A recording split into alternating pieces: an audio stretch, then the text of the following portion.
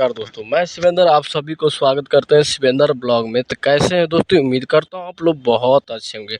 तो भाई लोग आप लोग देखे होंगे शिल्पी राघवानी को और खेसारी भैया के साथ एक रील काफ़ी गजब का था। तो आप लोग चाहते हैं तो शिल्पी राघवानी भी बहुत जल्द ही आप लोगों के सामने दिखेंगे और बहुत जल्द ही। तो भाई लोग खेसारी भैया के फ्रेंड है तो वीडियो को एक लाइक कर दीजिए, साथ ही चैनल पर नया है तो चैनल को सब्सक्राइब कर लीजिए ताकि हर अपडेट आप लोगों को सबसे पहले मिले। तो भाई लोग बता दूं कि खेसारी भैया जब भी कुछ लेकर आते हैं तो धमाका ही लेकर आते हैं। तो भाई लोग बता दूं कि एक गाना आने वाला है कल सुबह आप लोगों को,